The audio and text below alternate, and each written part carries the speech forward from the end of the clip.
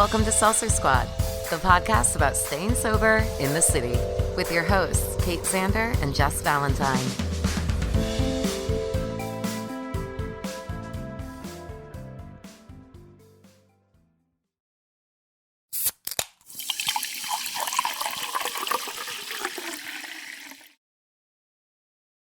Hey, Kate. So someone in our Facebook group made a joke saying that you never finish books. So I'm just curious, have you finished any books lately?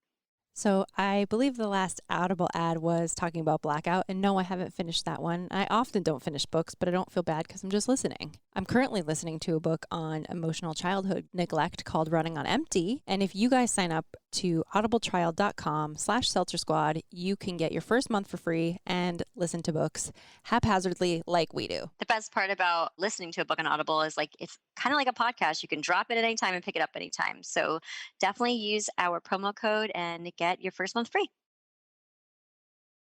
Jess, what's another way listeners can support the pod? You know, the best way that someone can support our podcast, besides from joining our Patreon, is to also treat themselves to sober treats, because we have a whole merch store. From Princess FOMO to Former Hot Mess, we've got you guys covered. Check out seltzersquadshop.com to treat yourself to something sober While supporting the pod.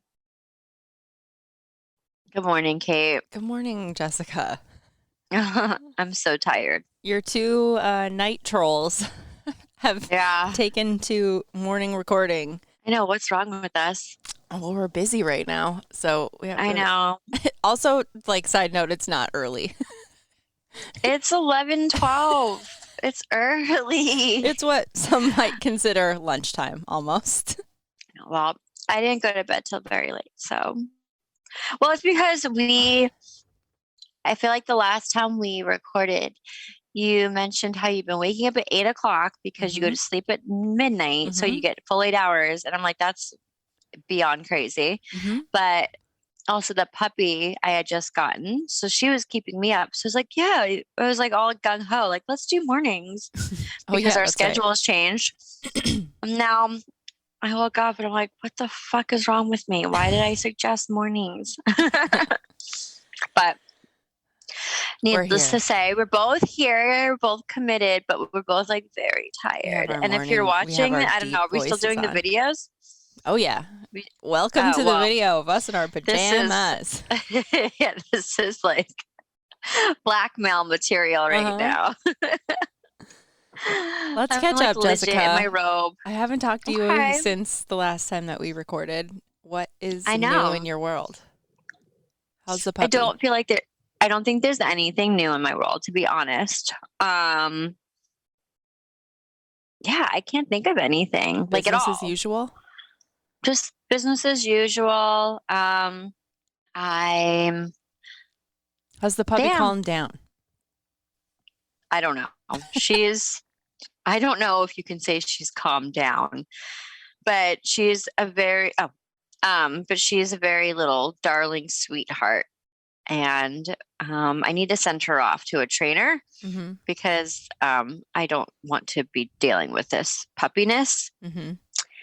But I'm still waiting to hear back from all these different trainers. So we'll see. That's about as exciting. And just work, right? I'm just working. We were just talking before we recorded. I'm done with my Christmas shopping pretty much. This sober bitch. Huh? This sober bitch. It's October. You're I ordered all my Christmas presents.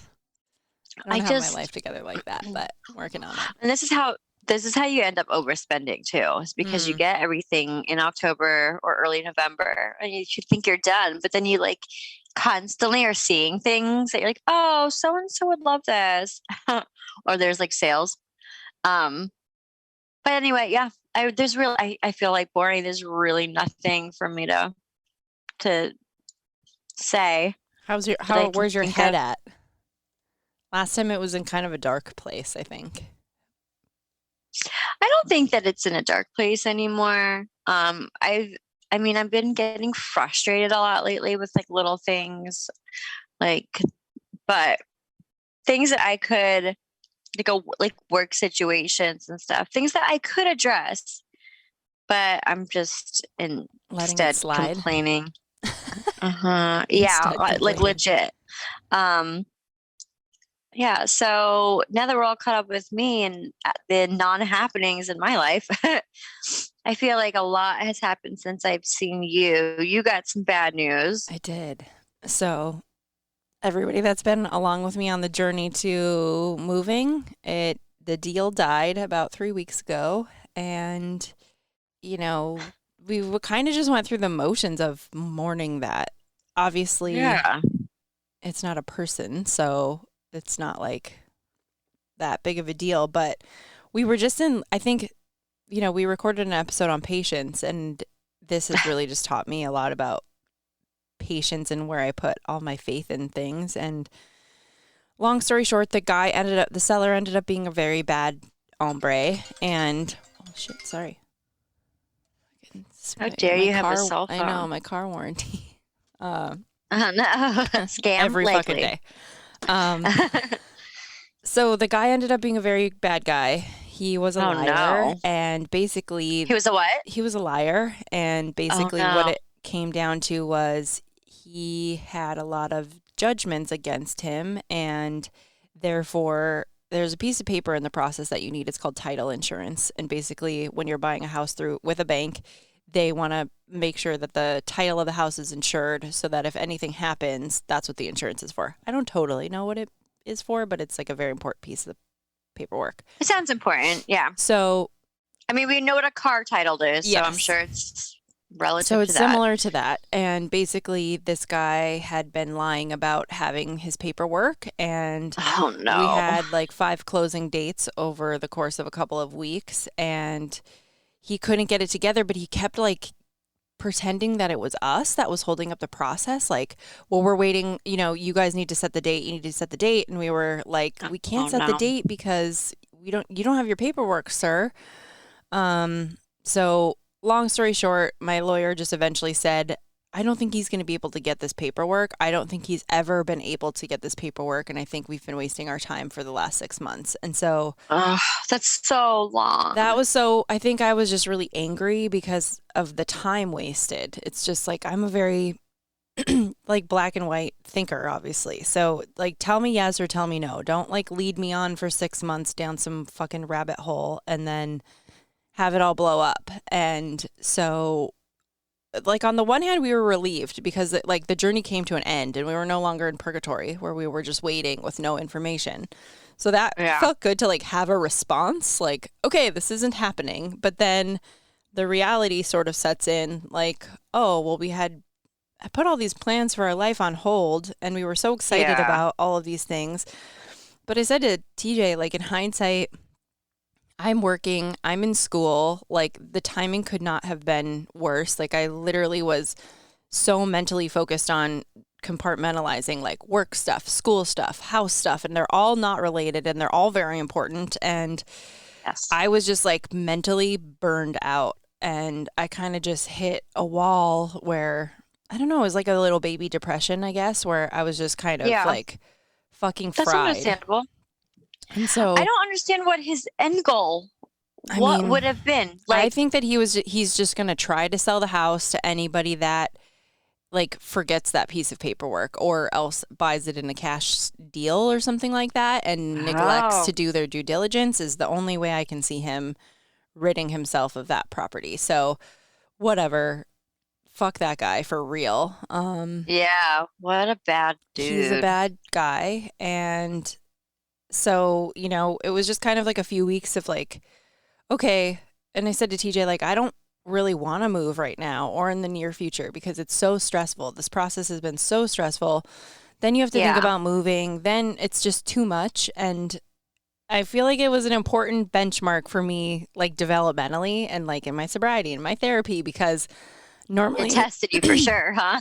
But normally, like, I'm down to take things on, even when it doesn't work for me. And I finally said to him, like, frankly, this doesn't really work for me right now. I don't think that we should pursue this. And that was a big distinction because I'm kind of finally realizing, like, what's right for me and not right for me. And it's like in the middle of winter, while I'm in school, while I'm working. Let's not decide to move and stress ourselves out and fight a bunch.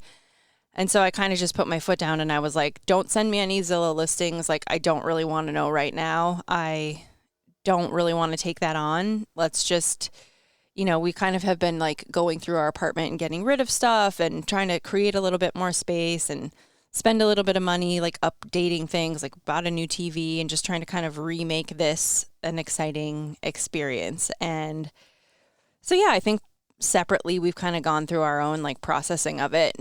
Jody was very like, okay, well, we need to like process this. And I'm like, I don't know that we do. But of course she was right, because I think there was like a latent burnout that happened where I was like, it's fine. Like, at least we have an answer. Like, I don't really care. Now at least I can put it out of my mind. And that's kind of how I was treating it. Like, okay, check mark, no house, moving on.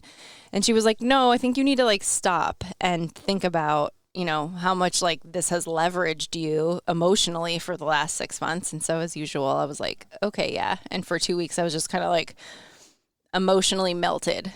And yeah, like, I think I just realized I had hit a point of there's just been so much like noise going on. Like, there's work noise and school noise. And I hadn't hung out with friends and I hadn't done anything on the weekends. And I was really just neglecting myself and my self-care and just like my own boundaries of, being on call 24 hours a day, like bending to this guy's will 24 hours a day, trying to figure out what this guy wants, trying to figure out how to get him what he wants so we can get this house.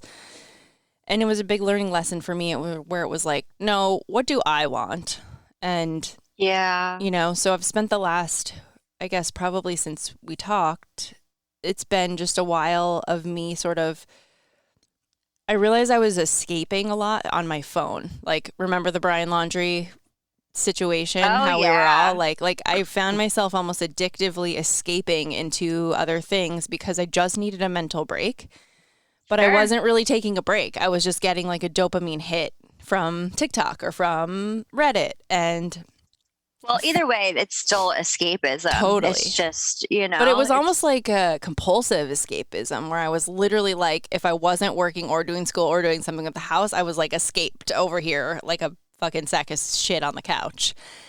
And I finally had to have like this moment with myself that was like, you are like compulsively checking the internet for really like information that doesn't make your life better or worse. It's like, it just feels good in the moment to know. And so I've been trying to put my phone away and just like do things in real life and like write in my journal again. And I call it like slow the clock down, because I feel like when I'm on my phone or in the internet somewhere, time moves. Like all of a sudden you'll lose 5 hours and you're like, did I really emotionally gain anything? With TikTok. Yeah, did I gain anything or lose anything? And it's like, sure, you might like learn a tip or two, right? But like net, I'm not really spending my time very wisely. And I'm feeling stressed about all these other things because I'm kind of ignoring them. And not being responsible over here and over here and over here. So I kind of had to really put like the kibosh on that for myself. Like like even texting people back. Like I've just been not texting people back because I'm like, I need to put a limit on how much of availability I am giving everybody. Like I'm not available to everyone all the time because I'm never available to myself. And so I've been kind of like trying to be more available to myself and like just ignoring some shit. It's weird because it's funny that you mentioned that because I also find that I'm writing people back a lot less. And it's not like to be absent or bitchy. It's just like not everything needs a response. Correct. And I also, or like I used to feel like I had to text back immediately. Now I just take my time. And that's just been really nice. It's like such a little like minute thing, right? But it actually like, I don't know, it's just nice not feeling like I have to have my phone in my hand at all times or whatever, like they're waiting to hear back from me. It's like if it's like something it's important, right? Obviously, yes, I will get back promptly, but for the most part there's never like any urgency. So retraining our brains as far as that's concerned has been nice. I've had like a couple of girlfriends who we like, they don't live here, but we've missed each other's calls or texts or whatever. And you know, they would be like, sorry. And I'm like, no, how about we stop saying sorry about this? Like, if I call you and you don't answer, I just know that you're busy. And it's not like, if something is truly urgent, I will send you an urgent text message saying like, fucking help me. But the instances where that's where that's really required are few and far between. So I've just been kind of not neglecting that, but it's, you know, I was talking with somebody and I'm like, if my friends don't understand that I'm not going to text them back right away, then maybe that we're not that great of friends, you know? That's like true. that kind of a mentality. It's like, if you really need something from me and you hit me up and I see your message and I can sense like that you need something, obviously it gets my attention, but we all have so many things demanding our attention every single day. Yeah. That it's like pass. I'm never like stressed. Like like with you, for example, like I know, I'm like, he gets back to it when she gets back to it. Like, I'm like, it doesn't matter. Like, yeah.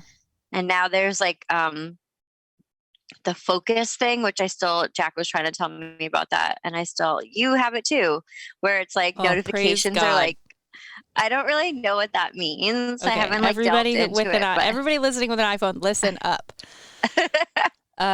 First of all, go and like turn all your notifications off, because those are just the devil. And your little red badges, I turned all of my badges are gone. Fuck those little red badges. Wait, you can get rid of that? Yeah, you can turn the badges off. Like now I don't have text messages don't even pop up on my phone anymore. Wait, are the badges a thing like when you have like 4 new emails? Yeah, it's like the little red. Yeah, those you can make it go away. That thing drives me crazy. So you can turn in like your settings, you can turn those off. So there's a new iOS update that now in addition to do not disturb, which like wouldn't let calls go through and would kind of like silence your phone or whatever, there's what's called focus mode. So if you put focus mode on your phone and I send you a text message, it will kind of hit me with like an out of office saying like, Jess is on focus. She may not respond to your message. And I'm like, can we all just fucking leave this on 24 hours a day? Like, why is there another option? Nice. Like, I don't think I need to ever again be like open for business, open for random text messages. But I think that you can have other like certain people, like important people, come through. Yes, you can like put some people on your faves or something. Yeah, which is pretty cool. So it's like if you know you have something important going on that you need to respond to, you can have that person 100%. Come through. So yeah, I just kind of like vaguely. That's not the right word. I just kind of like minutely checked it out, but not really.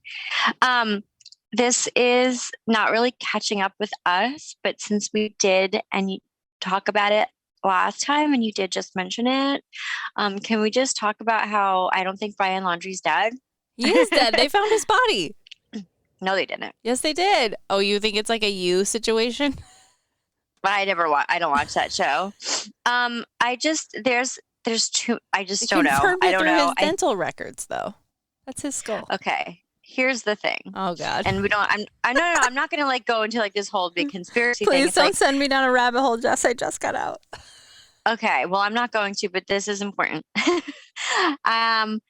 First of all, like your body does not decompose to skeletal in a month. And this is if he died like the day he went missing. And then people are like, oh, it was underwater. And this is like, okay, actually the water preserves the body a little bit longer and your body fills up with gases and stuff. So your body would have been floating. I just don't buy that he was skeletal. And I like decomposed, sure. Skeletal, absolutely no fucking way. And then I find it odd that the autopsy couldn't say what was the cause of death. So now they had to ship it out, like send his like remains out to another thing. They're just saying skeletal remains. They're not even saying what we have of his. And dental records are like, he could have pulled out fucking a couple teeth or something. Like, who knows? I just find it odd that his dad was the one who found it the first day that the parents were on the thing after the cops had. I do think that's weird. I will agree with you there. I just think it sounds to me like the parents struck up a deal for immunity because they could have been charged with aiding and abetting. No, I'm being serious. I don't even think this is like a crazy conspiracy theory. I just feel like It's a possibility. I think that they 100% struck up a deal for immunity, which is understandable. Like, why wouldn't you if you were aiding and abetting a fucking criminal? And I need this resolved in my mind, though. So I'm going to go with the former. But Kate, I just feel like that's naive to just believe that they found him. Skeletal, Kate. A month, our bodies do not become skeletal after a month. And then especially if it's underwater, then it lasts even longer. I just feel like they're taking us for it, like as like we're all stupid and don't know better. It's like, this isn't like, just science is against everything. I don't know that I agree claiming. with the decomp theory, though. I do think that a body can decomp that fast. And I did. Have I gone down a rabbit hole about it? Of course. Because that was like the first thing everybody on Reddit said was like, wait a minute. We now need a lesson in decomposition before we can co-sign on this theory. I would feel like if the most believable thing for me would be like if gators got him, you know, like got to his body. And I think that's perhaps maybe why there's partial, but we don't know. I mean, again, we don't know. I know. I just feel like they're not really giving us any information. They're just saying skeletal remains. Like, well, can you be a little more clear, sir? Like, yeah. I think more of that information will come out, though, in the next couple of weeks. I'm hoping so. I check it every morning. And I hope I don't know about it because I'm no longer watching. Because you're not on your phone ever. Yeah.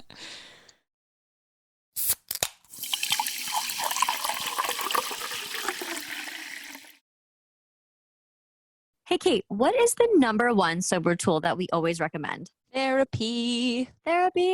And we have recently partnered with BetterHelp. Do you want to tell everyone what that's about? So BetterHelp is an online mental health platform. Basically what it is, it's an app that you get access to therapists. So you take their short quiz, they match you with somebody in your area, and it's affordable private counseling for individuals and couples anytime, anywhere. You don't even have to leave your house. You don't even have to wear hard pants. That is amazing. And what are we giving our listeners? 10% off. Just go to betterhelp.com/Seltzer Squad. I don't know. I know that like everyone has their theories, and if you are on our Instagram, please like in the comments, like tell us, because I want to know. I want to feel like I'm not alone, because obviously Kate and I are not on the same team. Yeah, what here. team are you on? Was it Brian or not? We want. I don't know. I don't know. It just seems so sketch. All right. It's so sketch that like the dad happened to. I don't know, man. That part is weird to me as well, but I digress. Yeah, it's strange. Yeah. Anyway. I had kind of a major breakthrough in therapy in the last couple of weeks. And I would like to share so that it helps anybody else listening. So the last few weeks I have just been like angry, like mad, just about everything. Like just a general angst underlying, like right here, right at the top of my throat, just like fucking mad all the time. Just wanting to punch everyone. Yes, but like just swallowing it very, unhelpfully. And of course. I was telling, did you watch the Greta Gerwig Little Women? No, I didn't. Okay, so there's a scene in it with like Jo March and her mom, and Jo March is like very fiery and she gets mad all the time, and she's like, I'm just mad all the time, and the mom is like, me too, I'm mad every day of my life. And I was like, oh, I'm the mom, just like quietly smiling over here, but being like just a rage pit on the inside. So I was telling Nance, Jo was played by Winona Ryder in the original one, correct, right? And Saoirse Ronan in the one I'm talking about. Oh, okay.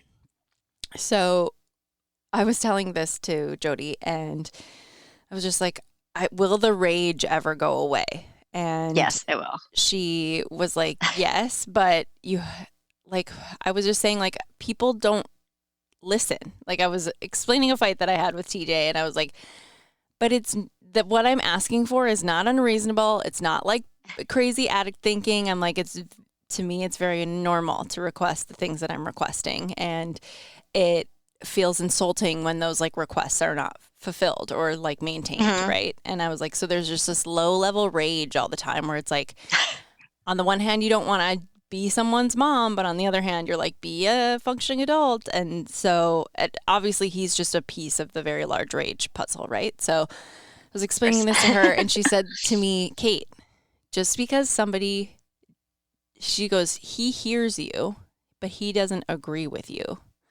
And I was like, she's like, so you're being heard, which is, I think, what you're mad about. You're mad because he's not doing exactly what you said. But he heard you. He's just not agreeing with what you had to say. And I was like, oh. Because my whole thing is like, no one's listening to me ever. Like, no one's ever listening. She's like, people are listening to you. And she goes, you associate being heard with being in control. She's like, just because he's not doing what you said, you take that as not being heard. She's like, he heard you, but he just might be doing things his own way. And I was like, I just felt like a key unlocked somewhere in my mind, because that can be applied to like every scenario in which I'm mad, where I'm like, no one's listening to me. And it's like, Yeah. she's like, when someone's not putting you in control, that's when you get mad. And she's like, that's the anger that you need to let go of, because you're not in control of other people and their actions. And even if you're right, even if the thing that you're saying is right, if they're not going to listen and do it, she's like, that's still none of your business. And I was like, so since I've been like absorbing that, every time somebody has like disagreed with me while I'm talking to them, I'm like, they heard me, but they're just not agreeing with me.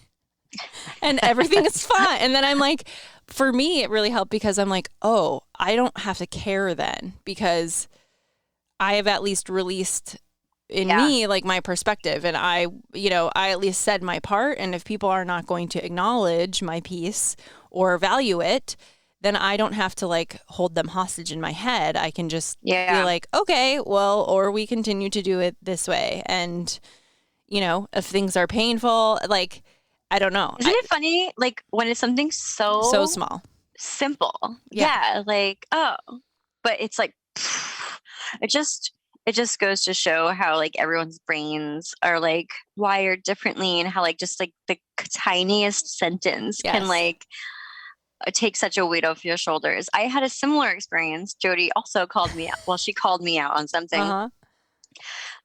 Long story short, Cam was out with her friends, and I was like, it was getting later, and I thought that she should have been home. Like, why has she, like, she told me she was like leaving like an hour ago. Why is she still not home? Blah, blah, blah, blah.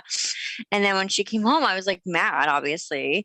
And cause it was like 2.5 hours later, and this and that, I'm like, she should have been communicating with me. And like, when she got home, she was like, well, why didn't you just text me and be like, hey, like, where are you? Like, what's going on? And I was like, because I shouldn't have to. You should just tell me like what's going on. Like, you should just communicate. I thought we were all about communicating.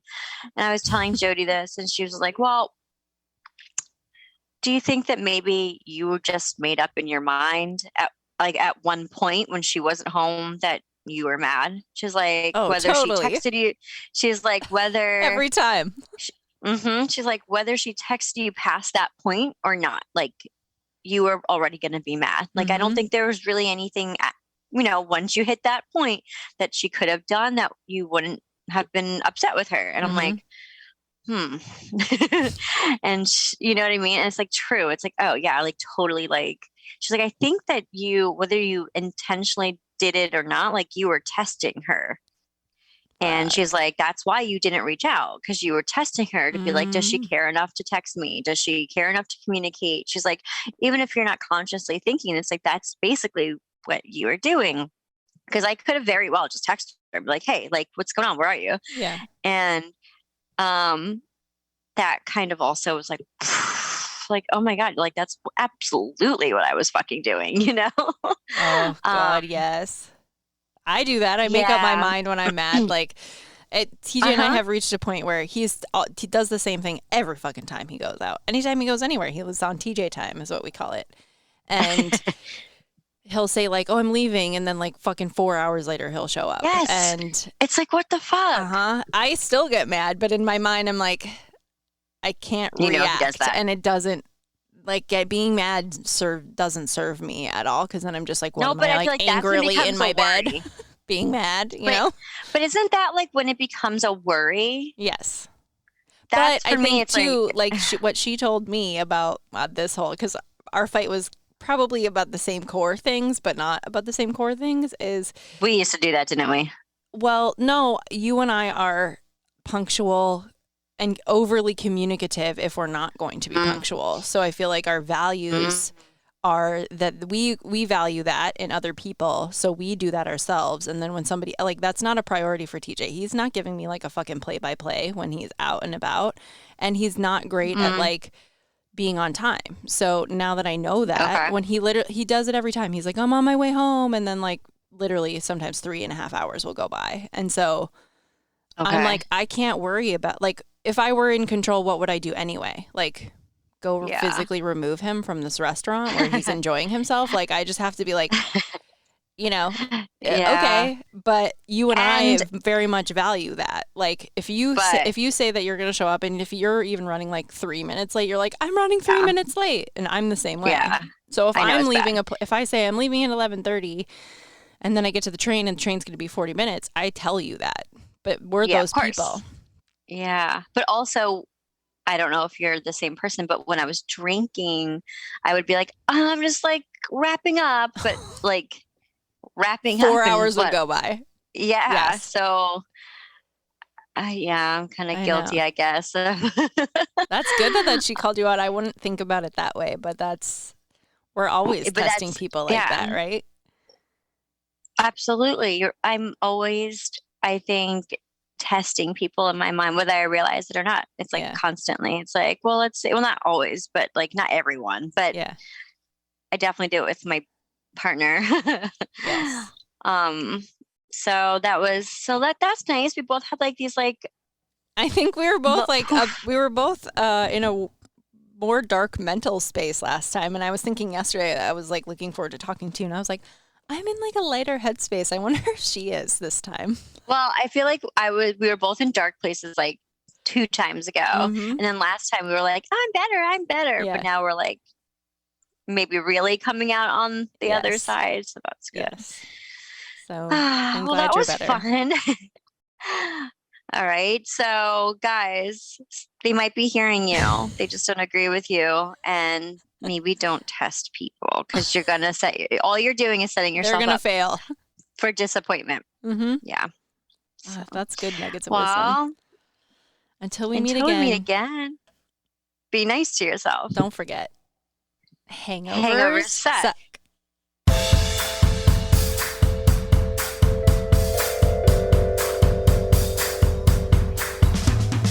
Thanks for listening. Don't forget to rate, review, and subscribe to this podcast. Every review helps other listeners find us.